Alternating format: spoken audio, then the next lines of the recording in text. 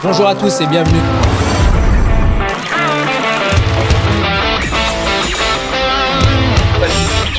Cette guerre à distance. Produire américain, fabriquer américain. Don't tell us what we're gonna feel. Contre toutes les relations avec l'Ukraine et de les laisser se débrouiller tout seul. Well, that's what he does. That's fine. It's up to him. It's not up to me. I'm with the United States. I'm not with France. Ça ne mime pas. She's done a fantastic job and thank you very much. C'est parti.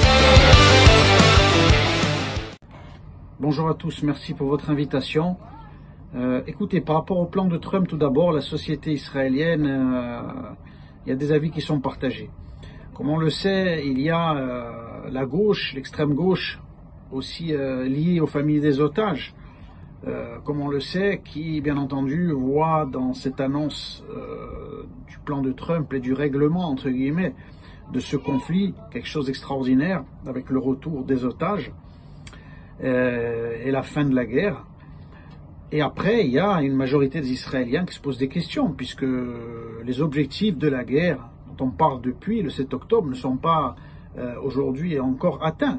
Le Hamas n'est pas détruit complètement, et donc il y a beaucoup d'inquiétudes sur le jour d'après. Alors des fois, ce terme-là est employé par la gauche, mais par la droite aussi. Aujourd'hui, on se pose des questions. Qu'est-ce qui va arriver après le retour des otages? Qu'est-ce que veut faire Donald Trump? On sait que pour l'instant, il y a bien entendu une présence israélienne qui va être là, une présence militaire à Gaza, une présence militaire qui, on va dire, qui est un petit peu reconfigurée avant l'opération, ce qu'on a appelé char de Gideon, c'est-à-dire à 70%, Tzal va être là pour contrôler sécuritairement la bande de Gaza.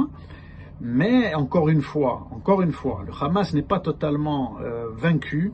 Et il y a beaucoup d'inquiétudes, parce qu'on a vu bien les positions notamment de Itamar Ben-Gvir et de Bezalel Smotrich, les ministres qui sont aux côtés de Benjamin Netanyahou, qui ont exprimé leur inquiétude et qui n'ont pas envie de se retrouver encore avec un accord d'Oslo où, sous des beaux discours de paix et de retour des otages, on se retrouve encore dans quelques années avec un Hamas qui va renaître.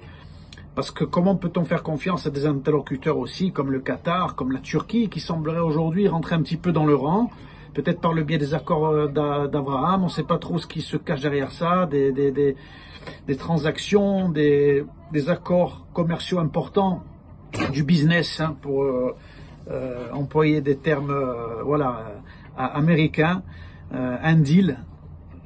Très souvent un terme aussi employé par Donald Trump. On ne sait pas trop ce qui se cache. C'est pour ça qu'il y a quand même de l'inquiétude. Maintenant, bien sûr qu'il y a la joie de savoir que tous les otages pourraient être libérés, parce qu'encore une fois, il faut mettre entre guillemets, le Hamas n'a pas encore donné sa réponse définitive. Et donc, on attend pour voir un petit peu comment tout cela va se passer, avec beaucoup de prudence et d'inquiétude, parce que je le rappelle, l'objectif de la guerre était surtout l'éradication du Hamas. Et pour moi, et comme pour beaucoup d'Israéliens, le seul moyen pour avoir la paix dans nos frontières était une présence israélienne. Une présence israélienne, que ce soit à Gaza ou en Judée-Samarie, pour nous, le seul moyen de vivre en paix, c'est un Israël fort qui est souverain dans ses frontières. Et on a un petit peu d'inquiétude, notamment par rapport aux dernières déclarations de Trump, notamment même sur la Judée-Samarie, où il a dit qu'il ne laissera pas, entre guillemets, Israël l'annexer. Donc on ne comprend pas trop ce qui est en train de se jouer. Peut-être c'est un coup de bluff, on l'espère. Il y a déjà eu des grands coups de bluff de Donald Trump et de Benjamin Netanyahu, notamment par rapport à l'Iran. On espère que c'est le cas. Tout simplement, on va suivre ça de très très près. L'affaire des flottilles, vous savez, c'est encore un coup de communication. Il faut vous rappeler que ces flottilles sont financées par le Hamas, et tous les gens qui se trouvent à l'intérieur de ces flottilles doivent être traités comme des soutiens au terrorisme, parce qu'on rappelle que sous couvert soi-disant de convois humanitaires, on n'a retrouvé aucun, il y avait aucun, comment dirais-je, ces convois au départ, on parle de convois humanitaires qui devaient être destinés donc à amener de la nourriture dans la bande de Gaza. Il n'y avait rien n'a été retrouvé dans ces convois. Donc on voit très bien que c'est simplement des coups de communication pour attirer l'attention, pour faire passer Israël, voilà, pour un pays qui ne respecte pas le droit humanitaire. En réalité, les gens qui se trouvent à l'intérieur, justement, sont les premiers à ne pas le respecter, puisqu'ils soutiennent des barbares terroristes qui ont commis les pires des crimes et des atrocités, comme on le sait, le 7 octobre. Voilà pour ça. Concernant, pour terminer, les bombardements qu'il y a eu, parce qu'il y a eu une petite polémique disant que Israël a poursuivi les bombardements malgré l'appel de Donald Trump. C'est-à-dire qu'il n'y avait pas un ultimatum à la seconde où Donald Trump Donald Trump a donné un délai, de la même manière que ces mêmes personnes qui se posent la question pourquoi il y a des bombardements en Gaza devraient se poser la question pourquoi on en a encore aujourd'hui à attendre la réponse du Hamas, alors que Donald Trump avait laissé entre 48 et 72 heures et on n'a toujours pas la réponse définitive du Hamas.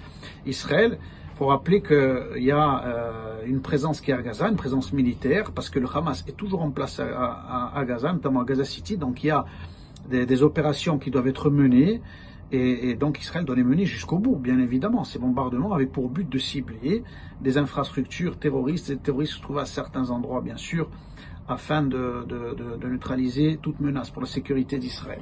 Donc il n'y avait pas, bien entendu, de jeu entre Israël et les États-Unis par rapport au bombardement israélien, bien évidemment. Donc voilà ce qu'on peut dire aujourd'hui, entre guillemets, par rapport à l'actualité de ce plan de Trump en Israël.